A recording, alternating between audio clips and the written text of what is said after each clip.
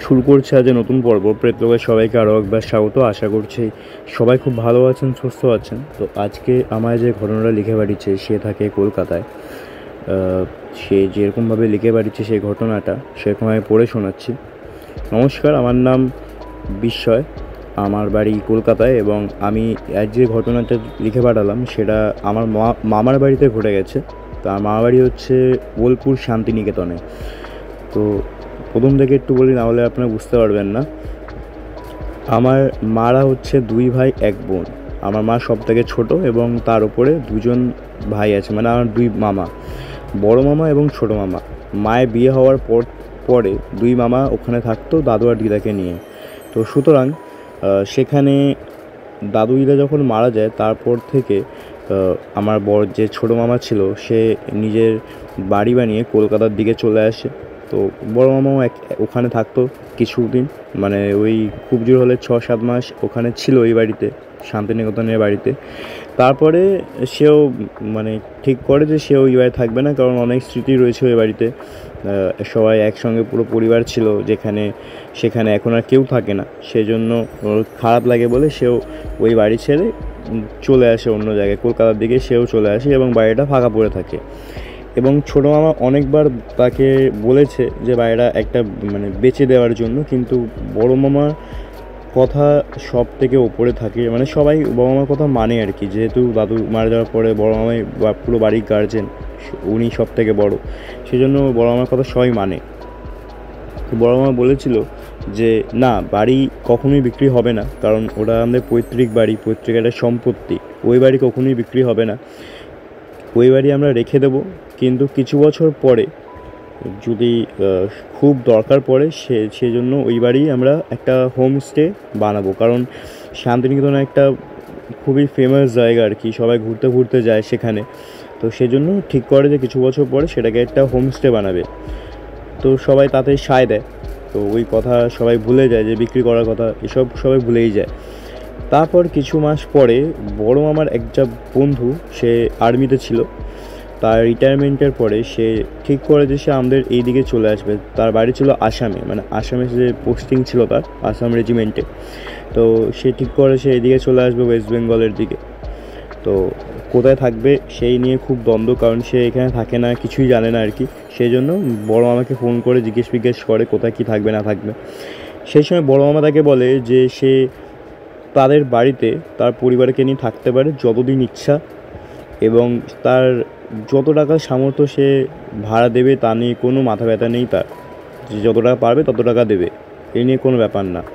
তখন সেই বন্ধু বলে তাহলে তো খুব ভালোই হয়, খুব বড় একটা উপকার করলি তুই। এই বলে তারা প্রায় 1 থেকে 1.5 মাসের মধ্যেই আমাদের ওই মামা বাড়িতে শিফট হয়ে যায়। তারা 3জন ফ্যামিলি, মামার বন্ধু, তার ওয়াইফ এবং তার একটা ছেলের নাম ছিল অনুপম। ছেলেরা খুবই শান্ত এবং ভদ্র ছিল এবং খুবই পড়াকু টাইপের ছিল, যে কোনো বই পড়তে ভালোবাসতো এবং খুব সহজে সব কিছু শিখে নিত আর কি। মানে কোনো জিনিস যদি ওকে কোনো শেখানো হয় খুব তাড়াতাড়ি শিখে নিত, এরকম টাইপের একটা ছেলে ছিল। তো ওকেও ওই আমাদের ওই শান্তিনিকেতন বোলপুরে একটা স্কুলে ভর্তি করে দেওয়া হয়, একটা সরকারি স্কুলে। তো সেখানে সে পড়তো এবং তার পাড়ায় একটা বন্ধু হয়ে গেছিলো, বন্ধুটার নাম ছিল সুমন্ত। খুবই ভালো একজন বন্ধু, তার সাথে খুব ঘনিষ্ঠ হয়ে গেছিলো সুমন্ত। আর আমাদের ওই যে বাচ্চারা আমাদের কাছে থাকতো, মানে আমাদের বাড়িতে, দুজনে খুব ঘনিষ্ঠ হয়ে গেছিলো। তো একবার কি হয়, আমাদের বাড়িতেই মানে মা বাড়িতে একটা আমার দাদুর একটা বই ছিল, জ্যোতিষবিদ্যা নিয়ে বইটা ছিল আর কি, তান্ত্রিক ফান্ত্রিক অনেক কিছু বিষয়ে বইটা ছিল। তো বইটা একটা কোনায় পড়েছিল আর কি, স্টোর রুমে। তো বাচ্চা যেহেতু ছিল সেজন্য পুরো বাড়ি ঘুরে বেড়াতো এবং দেখতো কোথায় কী আছে না আছে, সেজন্য সে ওই ঘুরে ঘুরে বইটা খুঁজে পায় এবং ওই বইটাও সে পড়া শুরু করে। এবং পড়ার পরে পুরো বইটা কিন্তু সে শেষ করে ফেলে অনুপম। তারপরে তার এই বিষয় নিয়ে একটা কৌতূহল জাগে, একটা ইচ্ছা জাগে, সে ভাবে যে এই বিষয়ে সে এগোবে। এবং তারপর থেকে সে তার বন্ধু সুমন্তর হাত দেখে বলে যে মানে তার ভবিষ্যৎ এবং তার অতীত নিয়ে অনেক কিছু বলে। অতীতগুলো তো সে মিলে গেছিলো এবং ভবিষ্যৎ নিয়ে এবং বর্তমানে অনেক কিছুই বলে। এবং সেই নিয়ে সুমন্তর শুনতে ভালো লাগে এবং সে নিয়ে সে সবাইকে বলে বেড়ায় যে অনুপম হাত দেখতে পারে। ঠিক আছে, তারপরে অনুপম কী করে, ওর যে স্কুল ছিল স্কুলেও কয়েকটা বন্ধুর সে তার হাত দেখে এবং তাদের হাত দেখে বলে যে তোর সাথে এই হয়েছে এবং তোর সাথে ভবিষ্যতে এই হবে ওই হবে, অনেক কিছু বলে। এবং এইসব করার পর থেকে একটা ছেলে ছিল স্কুলে, যে পুরো স্কুলে রটিয়ে দিয়েছিল যে অনুপম হাত দেখতে পারে এবং সে যা বলে সব মিলে যায়, এরকম সে বলেছিল। এবং সেই সময় তো সেই স্কুলের যে প্রিন্সিপাল ছিল, হেডমাস্টার, সে তাকে ডেকে পাঠায় এবং ডেকে বলে যে শুনলাম তুই নাকি হাত দেখতে পারিস। তখন সে বলে হ্যাঁ হ্যাঁ স্যার, আমি হাত দেখতে পারি, অনেকের হাত দেখেওছি এবং যাদেরকে যা বলেছি সব মিলেও গেছে। তখন সেই হেডমাস্টার বলে ঠিক আছে আমারটা দেখে বল তাহলে। এবং প্রথমে সে অতীত বলে, তারপর সে ভবিষ্যৎ বলে এবং সে হেডমাস্টার দেখে যে অতীতের যেসব কথা সে বলল সব কিছুই তার মিলে গেল, কিন্তু ভবিষ্যতের কথা তো সে মিলবে কিনা সে কী করে জানবে, তাই না? এবং তারপরে সে তার আরও পরীক্ষা নেওয়ার জন্য তাকে জিজ্ঞেস করে আচ্ছা একটা কথা বল, আমি একজনের কাছে টাকা পাই, সে কি আমাকে টাকাটা ফেরত দেবে কোনো দিনও? তখন সে তার আবার হাত দেখে, মানে হেডমাস্টার হাত দেখে এবং সে বলে যে আপনি 2 দিনের মধ্যে টাকাটা পেয়ে যাবেন। তখন সেই হেডমাস্টার, মানে সামনে আরও অনেক টিচাররাও ছিল এবং টিচিং স্টাফ অনেকেই ছিল, তাদের সাথে হেসে ওঠে এবং বলে যে আমাকে 5 বছর ধরে টাকা দিচ্ছে না, সে আমাকে 2 দিনের মধ্যে টাকা দিয়ে দেবে বলছিস, এটা কি সম্ভব? ঠিক আছে, যদি দেয় তাহলে খুব ভালো, তুই এর থেকে তোর পারিশ্রমিক পাবি। এই বলে বলে যে ঠিক আছে তুই যা। এবার 2 দিন পরে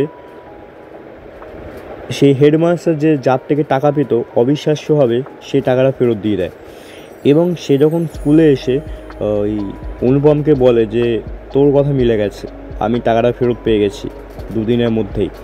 এবং তখন সবাই চমকে যায় এবং পুরো স্কুলে তার একটা নাম যশ খ্যাতি বেড়ে যায় যে সে ভালো হাত দেখে। এরপর যখন অনুপম দেখছে তার একটা মানে নাম বাড়ছে, যশ বাড়ছে, সবাই তাকে পছন্দ করছে, সেই সময় সে কী করে এই বিষয়টা নিয়ে আরও চর্চা করতে শুরু করে এবং এক এক করে তার অনেক নাম, মানে স্কুলে তো নাম হয়ে গেছিলো এবং তার পাড়াতেও অনেক নাম হতে থাকে এবং অনেক লোকজন আসে তার কাছে হাত ফাত দেখানোর জন্য। তার মা জিনিসটাকে খুব মানে প্রশ্রয় দিত আর কি, কারণ তার এই ছেলের এই কম বয়সেই অনেকটা নাম যশ বাড়ছে এই নিয়ে অনেক প্রশ্রয় দিত আর কি, মানে অনেক বাহবা দিত। কিন্তু তার বাবা এই বিষয় নিয়ে অতটা গুরুত্ব দিত না, কোনো গ্রাহ্য করতো না, কারণ সে ভাবতো 2 দিনের ইচ্ছে 3 দিনের দিন মারা যাবে, ও নিয়ে অত ভাবার কোনো মানে হয় না, ওর বাবা এরকম মনে করতো আর কি। তো এই যে অনুপম ছেলেটা ছিল এর বিষয় নিয়ে এতটাই তার কৌতূহল এবং যাই বলি না কেন বেড়ে গেছিলো ইচ্ছে বা কৌতূহল, সে সেটাকে একটা প্রফেশন হিসেবে দেখতে চাইছিল নিজের। সে মনে করছিল সে পড়াশোনা ছেড়ে দিয়ে এই জিনিসটাকে নিয়ে এগোবে এবং সেজন্য সে তার বন্ধু সুমন্তকে জিজ্ঞেস করে যে তুই তো এখানে অনেক দিন ধরেই রয়েছিস, তুই কি কোনো তান্ত্রিক বা কোনো বাবার খোঁজ জানিস যে আমাকে এই বিষয়ে মানে সাহায্য করবে, আমাকে বিদ্যা দেবে এই বিষয়ে? তখন সে বলে যে আমাকে একটা দিন সময় দে, আমি তোকে জেনে জানাচ্ছি। তখন সে বলে আচ্ছা ঠিক আছে। তারপর সুমন্ত একদিন বাদে এসে অনুপমকে বলে যে ভাই আমি একজনের খোঁজ পেয়েছি, সে আমাদের এখানকারই একটা শ্মশান রয়েছে রেল লাইনের ধারে, সেই শ্মশানেই বসে থাকে সব সময়, ওখানেই তার বাস, সে তোকে এরকম বিদ্যা দিতে পারে। তখন অনুপম বলে তুই কি যাবি আমার সাথে একবার? তখন বলে যেতে পারি, কিন্তু তুই যদি দুপুরবেলা যাস তাহলে আমি যাব, কারণ রাতেরবেলা ওই জায়গাটা খুবই ভয়ঙ্কর হয় এবং অনেকে নাকি ওই জায়গায় ওই শ্মশানে নাকি অনেক রকমের শব্দ পায়, বা হাসির শব্দ, কান্নার শব্দ, নুপুরের শব্দ, অনেক কিছু শব্দ পায়, অনেক চলার শব্দ, অনেক কিছু পায়, অনেকে অনেক কিছু দেখেওছে। কিন্তু সেই জন্য আমি রাতেরবেলা তো যাবো না, কিন্তু তুই যদি দুপুরে যাস তাহলে আমি তোর সাথে যেতে পারি। তখন সে অনুপম বলে যে আচ্ছা ঠিক আছে দুপুরে যাব তোর সাথে আমি। এই বলে পরের দিনকে দুপুরবেলা সে ওই সুমন্তর সঙ্গে সেই জায়গায় যায়, তাই সেই বাবার কাছে, এবং বাবাকে সব কিছু বলে এবং বাবা বলে যে আচ্ছা ঠিক আছে তুই চলে আসিস কাল থেকেই আমার কাছে।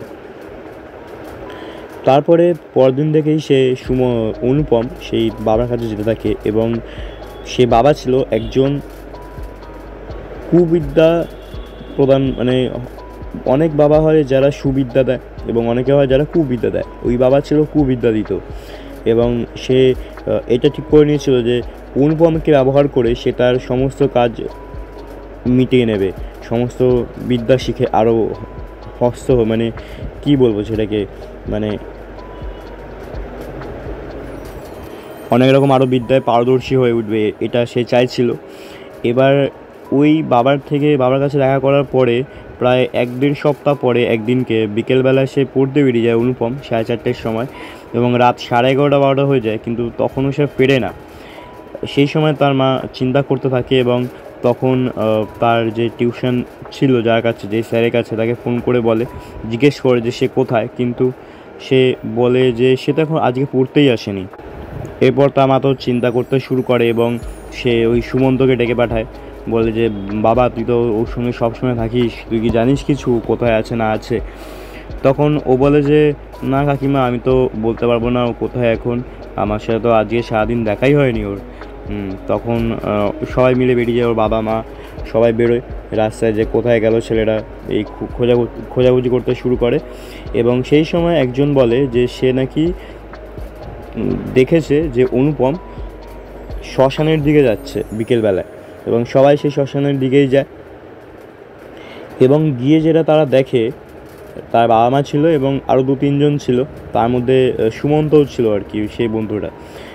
তারা দেখে যে অনুপম একটা মরা মানুষের সামনে বসে আছে এবং সে পোকামাকড় খাচ্ছে এবং একটা মরা কঙ্কালে মানে খুলির মধ্যে রক্ত রয়েছে, সে রক্তটাকে পান করছে। এই জিনিস মানে দৃশ্য দেখে তার মা তো ওখানে অজ্ঞান হয়ে যায় এবং তার বাবা তাকে তুলে আনে এবং মারতে মারতে বাড়ি নিয়ে আসে, এবং কয়েকজন যারা গেছিলো তারা তার মাকে সামলে নিয়ে আসে বাড়িতে। এবং প্রথমে তারা বাইরের সবাইকে বাড়ি যেতে বলে, কারণ বাড়ির ব্যাপার, বাড়িতেই থাকা ভালো, এই ভেবে তারা বাড়িতে সবাইকে বাড়ি যেতে বলে। এবং তারপরে তারা দুজন মানে বাবা মা ঠিক করে যে তাকে ওপরের 2তলার যে ঘরটা রয়েছে ওই ঘরে তাকে আটকে রাখবে। প্রথমে তার থেকে জিজ্ঞেস করা হয় যে সে কেন এইসব করছে, কোথায় কেন গেছিলো সেখানে। সে কোনো কথার উত্তর দেয় না। সে বলে যে আমি একজনের সাথে দেখা করতে গেছিলাম, সে আমাকে এসব করতে বলছিল, আমি তাই করছি, আমি তার থেকে বিদ্যা শিখছি। তখন যে তার বাবা বলে, জিজ্ঞেস করে যে কিসের বিদ্যা? তখন সে বলে জ্যোতিষবিদ্যা। তখন বলে তোকে কে বলে জ্যোতিষবিদ্যা এরকম করে শেখে মানুষ? তখন সে অনুপম বলে যে তুমি জানো না, অনেক কিছু করতে হয় এর জন্য, তুমি অনেকে জানো না, তুমি আমাকে বলেছে, আমার গুরু বলেছে আমাকে এরকম করে করতে হবে, তুমি অনেক কিছু জানো না, এরকম সে বলতেই থাকে, একভাবে বলতে থাকে। সেই সময় তার বাবা মাথা ভীষণ গরম হয়ে যায় এবং ঠিক করে নেয় যে তাকে সেই ঘরে আটকে রাখবে এবং তার স্কুল, টিউশন, পড়াশোনা সব কিছু বন্ধ, সে ওই ঘরেই থাকবে এবার থেকে। খাওয়া দাওয়া সব কিছু তার মা ওখানে দিয়ে যাবে এবং সে ওই ঘরেই থাকবে। এই বলে তাকে ওই ঘরে আটকে রেখে ভেতর দিয়ে বাইরে ছিটকানি দিয়ে চলে যায় তারা। পরদিনকে সুমন্ত আসে তার সাথে দেখা করতে এবং এসে বলে যে ভাই তুই এসব কী করছিলি, তোর সাথে কালকে কথা হয়নি, তুই সব কী করছিলি ওখানে? আমি দেখলাম, আমি তো দেখে হা হয়ে গেছি তোকে দেখে, তুই এসব কবে থেকে এসব করতে লাগলি, এই ওই অনেক কিছু বলছে। তখন অনুপম বলছে জানি না আমি কি করছিলাম, কিন্তু আমি এইটুকুনি জানি যেটা করছিলাম সেটা আমি ঠিক করছিলাম। আমি একজনকে ডাকছি, সে খুব তাড়াতাড়ি আসবে, সে আমার কাছে আসবে খুব তাড়াতাড়ি, আমি একজনকে ডাকছি। তখন সুমন্ত জিজ্ঞেস করে যে কাকে ডাকছিস, কে আসবে? বলে কি তোকে কাউকে বলা যাবে না কে আসছে, কিন্তু সে যখন আসবে সবাই দেখতে পাবে, না আসে অবধি কাউকে বলতে পারবো না, এরকম সে বলতে থাকে। এবং সে বলে যে তুই চলে যা, এখন আমার কাজ করতে হবে, তুই চলে যা, তুই থাকলে আমি কাজ করতে পারবো না, এরকম করে সে বলতে লাগে সুমন্তকে। তারপরে বেশ কয়েকদিন সুমন্ত আসেনি তার সাথে দেখা করতে, এবং তারপরে একদিনকে আসে, এসে সে তো চিনতেই পারছে না। প্রায় 1-2 সপ্তাহ পরে সুমন্ত তার সাথে দেখা করতে এসছে এবং সে ওই অনুপমকে দেখে চিনতে পারছিল না।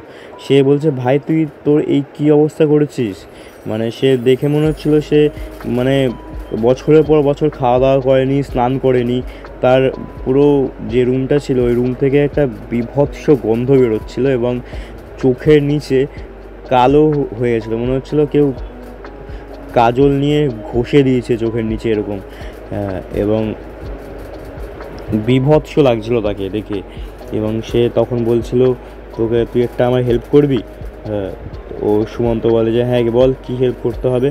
তখন সে বলে যে তুই আমাকে একটা মোমবাতি আর একটা দেশলাই নিতে পারবি? তখন সে বলে আচ্ছা ঠিক আছে, বলে সে 15-20 মিনিটের মধ্যেই সে তো নিয়ে আসে। নিয়ে আসার পরে সে বলে যে আর একটা হেল্প করতে হবে। তখন বলছে বল কি? তখনও অনুপম সুমন্তকে বলে, তুই আমার সাথে দেখা করতে আসবি না আজ থেকে, তোকে আমি ডেকে নেবো, যখন আমার দরকার পড়বে তখন তোকে আমি ডেকে নেবো, কিন্তু যতদিন না ডাকবো তুই আমার সাথে দেখা করতে আসবি না। তুই আসলে আমার কাজ বিগড়ে যায়, এরকম করে বলে। তো সুতরাং সুমন্তর খুবই খারাপ লাগে, কারণ সে তার বন্ধুর কাছ থেকে যদি কেউ এরকমভাবে কথা শোনে, যে তারও তো খারাপ লাগবেই। সেজন্য সে চলে যায় সেখান থেকে। কিন্তু তারপরে সে থাকতে না পেরে একদিনকে চলেই আসে। প্রায় 1 মাস কি 1.5 মাস হবে, 1-1.5 মাস পরে সে চলে আসে তার বাড়িতে আবার দেখা করতে। এসে দেখছে যে সুমন্ত পুরো উলঙ্গ হয়ে সেই ঘরের মধ্যে তার বিছানা যে ছিল ওই বিছানায় শুয়ে রয়েছে। সে অনেকবার ডাকে তাকে যে সুমন্ত কী করছিস তুই, এসব কী করছিস, অনেকবার করে ডাকে, কিন্তু কোনো সাড়া শব্দ দেয় না। এবার তারপরে সে একটা নিচে ইট পড়েছিল জানলার সামনেই, ছোটো একটা ইটের ঢেলা, সেটাকে নিয়ে সে তার গায়ে ছুটতেই সে জেগে ওঠে এবং সে ধরপড়িয়ে উঠে এসে জানলার সামনে এসে দাঁড়ায়। সে একেবারে উলঙ্গ অবস্থায় রয়েছে এবং সে বলে, তোকে আমি আসতে বারণ করেছিলাম না? সে এক্ষুনি চলে আসবে, তুই চলে যা, তোর যদি প্রাণে মায়া থাকে তুই চলে যা, আমি তোকে ভালো কথা বলছি, তুই আমার ভালো বন্ধু, তোকে আমি মরতে দিতে চাই না, তুই চলে যা এখান থেকে, আমি তোকে বলছি শোন, তুই এখান থেকে চলে যা, তোর যদি প্রাণে মায়া থাকে তুই চলে যা এখান থেকে। সে তোকে বাঁচতে দেবে না, সে কাউকে বাঁচতে দেবে না, তুই চলে যা এখান থেকে, সে কিন্তু এক্ষুনি চলে আসবে। সুমন্ত বলছে যে কে চলে আসবে? তুই কী সব বলে যাচ্ছিস ভুলভাল, তুই এখানে কী সব করছিস, উলঙ্গ হয়ে রয়েছিস কেন? আর তোর ঘর থেকে এরকম বিটকেল গন্ধই বা বেরোচ্ছে কেন? তুই কী বলছিস কি? আর অনুপম বারবার এক কথা বলে যাচ্ছে যে তুই চলে যা, ও কিন্তু এক্ষুনি চলে আসবে, তুই চলে যা এখান থেকে, তুই চলে যা। বলতে না বলতেই সে আবার বলে ওঠে, দেখ সে চলে এসছে কিন্তু। তখন সুমন্ত বলে যে কে চলে এসছে? পেছনে ঘুরে তাকা, দেখতে পাবি। সুমন্ত পেছনে ঘুরে তাকায় এবং দেখে যে সে যেই সিঁড়িটা দাঁড়িয়ে রয়েছে, সিঁড়ির পেছনে আর কি একটা বীভৎস লম্বা একটা মহিলার অবয়ব, পুরো কুচকুচে কালো, কিচ্ছু বোঝা যাচ্ছে না, শুধু বোঝা যাচ্ছে যে চুলগুলো উড়ছে এবং লালের যে চোখের যে মণিটা সেটা পুরো টকটকে লাল, মানে জ্বলছে, মানে একটা বিন্দু লাইট যেরকম হয়, বিন্দু লাইট ওরকম জ্বলে, যেরকম লাল বিন্দু লাইট সেরকম জ্বলছে চোখটা, আর চুলগুলো উড়ছে। সুমন্ত ওই দৃশ্য দেখে যেখানে দাঁড়িয়ে ছিল ওখান থেকে ঝাঁপ মারে, তার সেন্সলেস হয়ে যায়। এবং তারপরে সে কিছুক্ষণ পরে তার বাবা মা আসে, যেহেতু একদম পাশাপাশি বাড়ি, সে তো পাস করার সময় কেউ না কেউ দেখেই নিয়েছিল যে সুমন্ত সেরকম অবস্থায় পড়ে রয়েছে। তো সে যখন সুমন্তর জ্ঞান ফেরে সে সব কিছু বলে, এবং সেই সময় সুমন্তর বাবা মা সেই অনুপর বাবা মাকে ডেকে পাঠায়, কারণ অনুপর বাবা মার কোনো আইডিয়াই ছিল না যে তার ছেলে এসব করছে, কারণ ওর বাবা মা নিজে ছিল আর তার ছেলে ওপরে ছিল। এবং ডেকে যখন সব কিছু বলে তখন তারা সেই বাড়িতে যায়, মানে বাড়ির ওপরে দোতলায় যায় এবং দেখে যে সুমন্ত উলঙ্গ অবস্থায় সেই ঘরে রয়েছে। এবং ঘরে ঢোকা মাত্রই একটা খিলখিল হাসির শব্দ ভেসে ওঠে, মানে কোনো একটা মেয়ে মানুষের খিলখিলানি হাসির শব্দ। এবং ঘরে ঢোকা মাত্রই সে এত বীভৎস একটা গন্ধ পায় যেন মনে হয় সে রেল লাইনের যে বাথরুমে যেরকম গন্ধ হয় বীভৎস, দিনের পর দিন বছরের পর বছর পরিষ্কার না করলে যেরকম গন্ধ, সেরকম একটা গন্ধ বেরোয় সেই ঘর থেকে। এবং তারা দেখতে পায় যে তার ছেলের এই অবস্থা হয়ে রয়েছে, তারা ভয় পেয়ে যায়, তারা আটকে ওঠে তার ছেলের অবস্থা দেখে। তারা সঙ্গে সঙ্গে সে ঘর থেকে বেরিয়ে আসে এবং দরজাটা আবার বাইরে থেকে দিয়ে দেয়।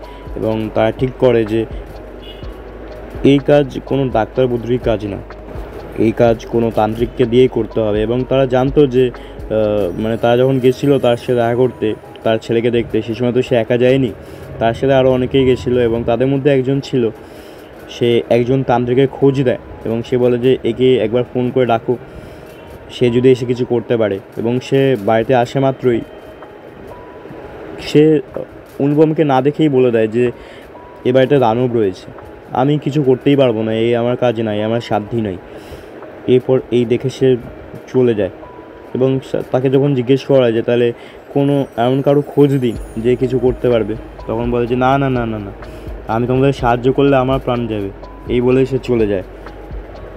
তারপরে অনুপমদের যে কুলগুরু ছিল সেও আসামের বাসিন্দা, সে কামাখ্যা মন্দিরে প্রসিদ্ধ একজন তান্ত্রিক, সে তাকে ডেকে পাঠানো হয় এবং সে বলে যে প্রথমে আমি তাকে অনুপমকে ভিডিও কলে দেখতে চাই, তার অবস্থা কী।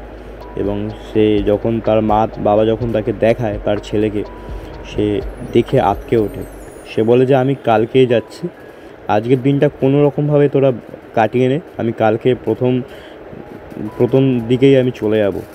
আর কিছু জিনিস আমি তোকে বলে রাখছি, যেগুলো একটু আনিয়ে রাখিস, আমাকে কিন্তু কাল সঙ্গে সঙ্গে গিয়েই পুজোতে বসতে হবে। তখন তার বাবা মা বলে আচ্ছা আচ্ছা ঠিক আছে, আপনি পাঠান। পরের দিনকে যখন সেই কুলগুরু তাদের বাড়িতে আসে, তারা দেখে প্রথমে নিচের ঘরে, গ্রাউন্ড ফ্লোরে, তাদের বাবা মা যে ঘরে থাকতো সেই ঘরে দুজনের মৃতদেহ পড়ে রয়েছে, যেন মনে হচ্ছে যে তাদের মাথা ফাটিয়ে কেউ মেরে ফেলেছে। এবং তারা সঙ্গে সঙ্গে যখন ওপরে যায়, মানে কুলগুরু যে এসেছিলো তাদের সঙ্গে তাদের বাড়ির পাড়া প্রতিবেশী অনেকেই ছিল আর কি, তারা যখন সঙ্গে সঙ্গে ওপরে যায় তারা দেখে যে অনুপম পাখার সঙ্গে নিজেকে ঝুলিয়ে নিয়েছে, মানে আত্মহত্যা করেছে। এবং সবাই এটাই ভেবে নেয় যে অনুপম নিজেকে প্রথমে শেষ করে, তারপরে সে প্রথমে তার বাবা মাকে মেরে নিজেকেও শেষ করে নেয়। এবারে হচ্ছে আসল ঘটনা, কারণ ওই বাড়িতে যখন পুরো মানে 3টে বডি যখন বেরিয়ে যায়, বাড়ি পরিষ্কার করা হয়, তার মানে মামাকে বলা হয়, মামা মানে পাড়া প্রতিবেশীরা সব মামাদের বলে, মামা যখন এসে সব কিছু পরিষ্কার করার পরে যখন বাড়িতে পুজো না দিয়েই আবার চলে যায়, তখন সবাই একটু ক্ষিপ্ত তো ছিলই মামার উপরে, কারণ একটা দরকার ছিল বাড়িতে একটা কোনো পুজো দেওয়ার, কারণ সে করেনি। তারপরে সে বাড়ি থেকে অনেকে অনেক রকম শব্দ শুনতে পেত, কারোর হাসির শব্দ, কান্নার শব্দ, তারপরে চেল্লানোর শব্দ, পায়ের নুপুরের শব্দ, অনেক রকমের শব্দ শুনতে পেত। এবং যে সুমন্ত বন্ধুটা ছিল অনুপমের, সে যখন ওই বাড়ির পাশ দিয়ে যাতায়াত করতো, সে অনেকবার তার বন্ধুকে ওই জানলায় দাঁড়িয়ে থাকতে দেখেছে, যেই জানলায় গিয়ে সে তার বন্ধুর সাথে দেখা করতো। সে ভয় পায়নি একটুও, কারণ সে জানে যে সে তার বন্ধু, সেজন্য সে একটু ভয় পায়নি। কিন্তু সে অনেকবারই দেখেছে সে তার অনুপম বন্ধুকে দাঁড়িয়ে থাকতে। তবে একদিনকে কী হয়েছিল যে মামার বাড়ির উল্টো দিকে যে বাড়িটা রয়েছে, সে বাড়িতে মহিলাটা রাতেরবেলা বাসন মাজার জন্য রাস্তায় বেরিয়েছে, মানে কলে টিউবওয়েল যেটা ছিল ওখানে বেরিয়েছে, যেখানে সব কিছু মাজার সময়, বাসন মাজার সময় তার চোখটা চলে যায় সেই বাড়ির ছাদে। এবং সে দেখে যে ছাদে একটা মহিলার অবয়ব, যে মানে তার পা মাটিতে নেই, সে রীতিমতো হাওয়ায় উড়ছে এবং তার চুলগুলো উড়ছে, এবং সে তাকিয়ে রয়েছে একটা লাল চোখ দিয়ে, মনে হচ্ছে সে চোখটা জ্বলছে। ওই দৃশ্য দেখে সে অজ্ঞান হয়ে পড়ে যায় এবং তার বাড়ির লোক তাকে নিয়ে যায় ভেতরে। এবং যখন তার জ্ঞান ফেরে, সে তার বলার অবস্থাতেই ছিল না, তার মারাত্মক জ্বর হয়ে গেছিলো, প্রায় 1 সপ্তাহ মতো তার জ্বর ছিল। এবং তারপরে সে আবার আমাদের বড় মামাকে ডেকে পাঠায় এবং বলে যে বাড়িতে পুজো দিন, নাহলে কিন্তু আমরা এই বাড়ি জ্বালিয়ে দেবো, এরকম থ্রেট দিয়ে থাকে আর কি। তখন বড় মামা খুব রেগে যায়, বলে যে আপনারা কে, যে এত বড় সাহস হয় আপনাদের কী করে, যে আপনি বলেন যে বাড়ি আপনারা পুড়িয়ে দেবেন, এরা আমাদের পৈতৃক ভিটে, এই বাড়িতে আমরা কী করবো না করবো সেটা সম্পূর্ণ আমাদের ব্যক্তিগত ব্যাপার। ঠিক আছে, আমি পুজো দেবো, কিন্তু তার আগে আমি একদিন রাতেরবেলা নিজে থেকে দেখব যে কিছু আদৌ আছে কি না, যদি না থাকে তাহলে আমি কেন পুজো দেবো অকারণে টাকা খরচা করে। তারপরে সে ঠিক করে যে যেদিনকে সে এসছে সেদিনকেই সে থাকবে সেখানে। রাতেরবেলা মামা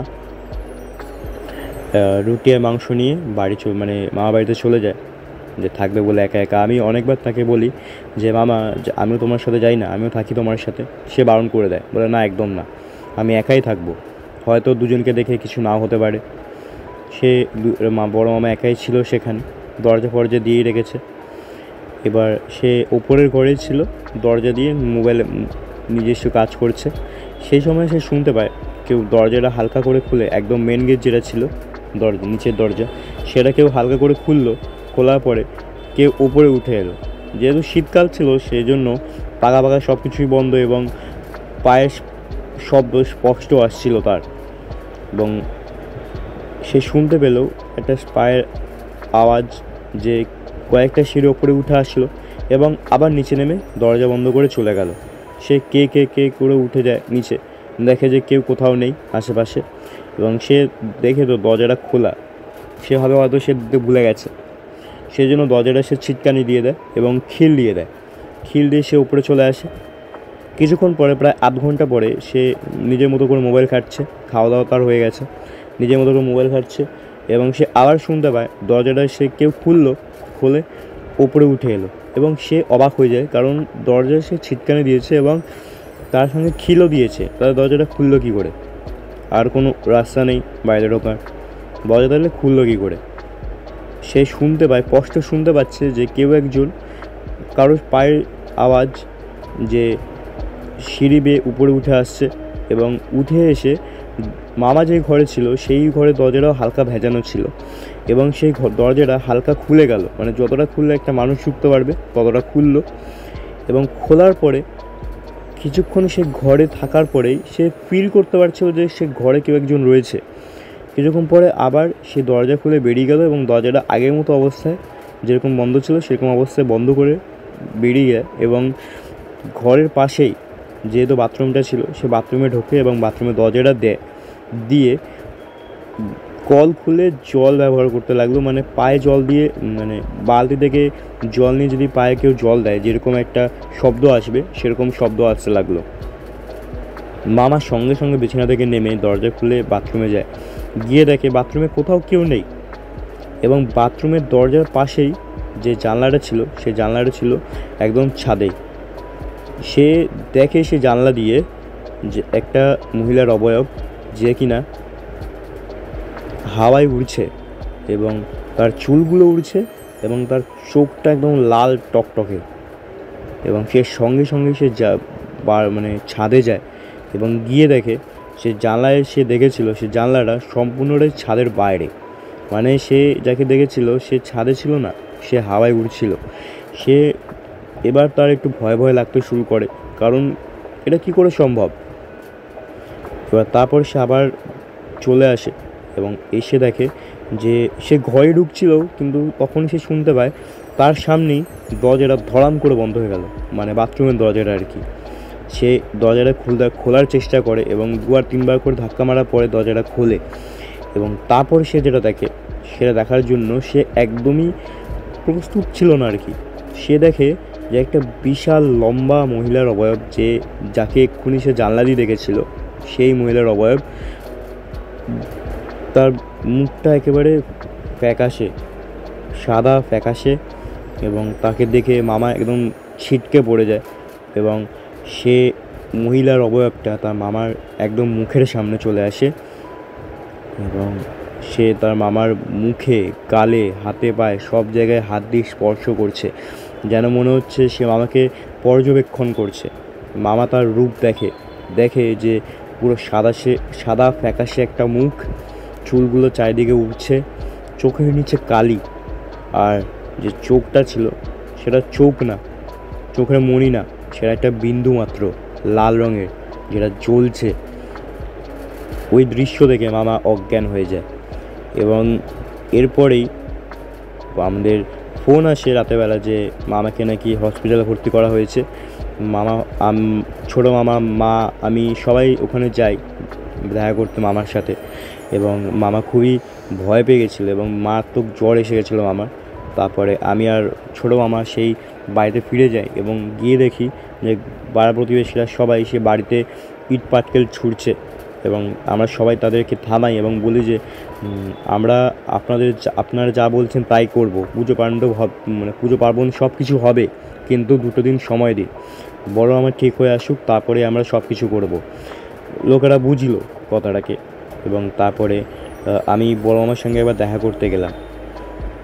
বড় মামা আমাকে বলে যে দেরি করিস না, যত তাড়াতাড়ি সম্ভব ওই বাড়িতে একটা পুজো করা, আমি নিজের চোখে দেখেছি। আমি বললাম যে তুমি কী দেখেছো আমাকে বলো। তখন বড় মামা আমাকে আর ছোটো মামাকে দুজনকে সব কিছু খুলে বললো, পুরো রাতের ঘটনা। তারপরে আমরা ঠিক করে নিই যে সে বাড়িতে পুজো দিতেই হবে যত তাড়াতাড়ি সম্ভব, মামা সুস্থ হওয়া অবধিও অপেক্ষা করা যাবে না। আমরা সেই পাড়ায় এলাম, মামাবাড়ি পাড়ায়, এবং সবাইকে জিজ্ঞেস করতে লাগলাম যে কারো কোনো চেনা ভালো তান্ত্রিক রয়েছে কি না। এবং তাদের মধ্যে থেকেই একজন আমাকে বলল যে তার কাছে একজন তান্ত্রিকের খোঁজ রয়েছে, সেই তান্ত্রিকই নাকি ওই অনুপম বলে যে ছেলের ছিল তাকে ঠিক করার জন্য এসেছিল, ওদের কুলগুরু যে কিনা আসামে থাকে, এবং তার নাম্বার তার কাছে রয়েছে। তো সে তাকে ফোন করে এবং ফোন করার সঙ্গে সঙ্গে সে বলে যে আমি জানতাম ফোন আসবে। তারপরে সে একটা লিস্ট পাঠায়, বলে যে এই জিনিসপত্রগুলো আনিয়ে রাখার জন্য আমি কাল সকালেই যাচ্ছি এবং আমার সঙ্গে আর 2 জন আসবে, আমার শিষ্য। আমি বললাম যে আচ্ছা ঠিক আছে। সব কিছু লিস্ট মতো আনিয়ে রাখা হলো এবং পরের দিনকে যখন সে আসলো, বেলা তখন 12টা বেজে গেছে। সে বলে যে দুপুর 2টোর সময় পুজো শুরু হবে এবং তার আগে সব কিছু গোছগাছ করতে হবে, যজ্ঞ করা হবে, তো তার জন্য সব সরঞ্জাম সব কিছু গাছানো করতে লাগলাম। এবং বড় মামার কাছে তার বউ মানে বড় মামি এবং আমার মা ছিল এবং বাকিরা আমরা সবাই পুজোর ইয়েতেই ছিলাম। পুজোর ঘরে পুজো হচ্ছিল, ওপরের ঘরে যেখানে অনুপম ছিল আর কি। এবং আমাদের বলা হয় যে এই ঘরে যারা রয়েছেন তারা পুজো শুরু হওয়ার আগে যেখানে বসবেন সেখানেই বসে থাকবেন যতক্ষণ না পুজো শেষ হচ্ছে, এবং দরজাটা ভেতর দিয়ে দিন। আমাদের যে ঘরে পুজো হচ্ছিলো সেই ঘরে দরজাটা আমরা ভেতর দিয়ে দিই এবং সবাই এক জায়গায় চুপ করে বসে পড়ি যেখানে আমরা সবাই প্রথমে বসেছিলাম। এবং পুজো শুরু হলো এবং পুজো শুরু হওয়ার পরে আমাদের বলা হলো যে অনেকে অনেক কিছু দেখতে পারবেন যেগুলো মানে আগে হয়তো কোনো দিন দেখেননি, ভয় কোনো দিন পাবেন না। এইটা জানবেন যে যে জায়গায় যে বসে আছেন সেখান থেকে যদি একবার কেউ নড়ে যান তাহলেই বিপদ, যদি না নড়েন তাহলে কোনো বিপদ নেই। এরপরে সে পুজো শুরু করে সে তান্ত্রিক। প্রথম আধ ঘন্টা তো সব ঠিকঠাকই ছিল, তারপরে শুরু হলো একটা মহিলার গোঙানির শব্দ। আমরা স্পষ্ট শুনতে পেলাম সেই মহিলার গোঙানির শব্দ এবং তারপরে সেই গোঙানির শব্দ আস্তে আস্তে করে বাড়তে লাগলো এবং আমরা দেখতে পেলাম যে পুরো ঘরের দেওয়ালে এবং সিলিংয়ে পায়ের ছাপ পড়তে লাগলো। প্রথমে একজনের ছাপ, তারপরে তার সঙ্গে তার পাশাপাশি একটা ছোট পায়ের ছাপ, যেন মনে হচ্ছে একটা বড় পায়ের ছাপ, তার পাশে একজন ছোট পায়ের ছাপ। এইসব দেখে আমাদের অবস্থা খারাপ হয়ে গেছিলো।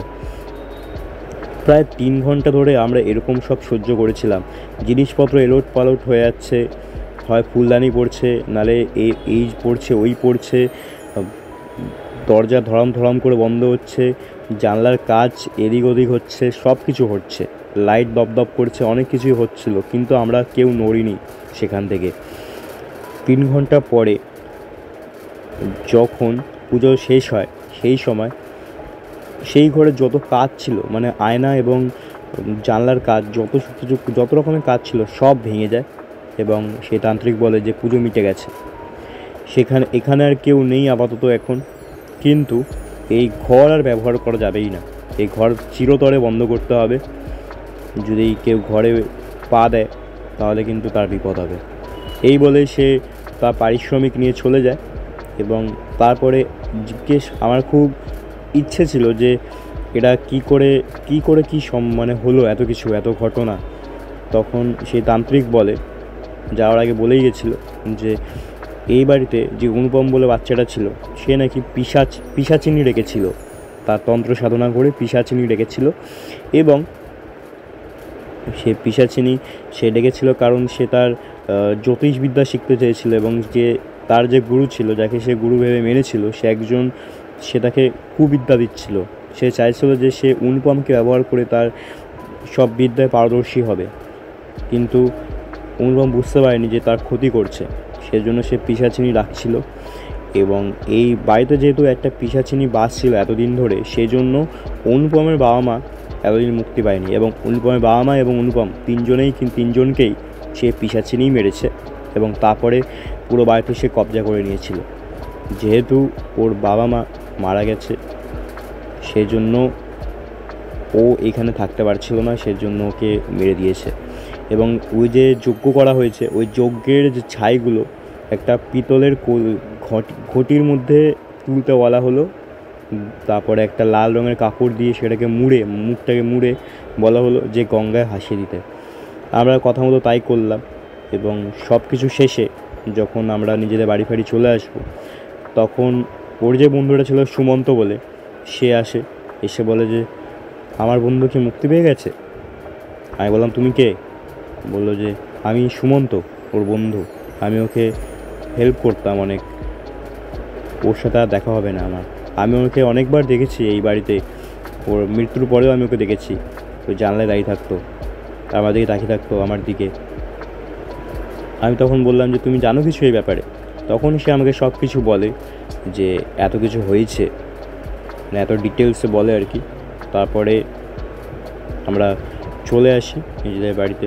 তো তারপর থেকে অনেকবার ঠিক করা হয় যে ওই বাড়িতে আমাদের পিকনিক করব শীতকাল হলে, কিন্তু যতবার প্ল্যান হয় ততবার ক্যান্সেল হয়ে যায়, এবং হোমস্টে তো দূর, ওই বাড়ি ব্যবহার করাই যায় না।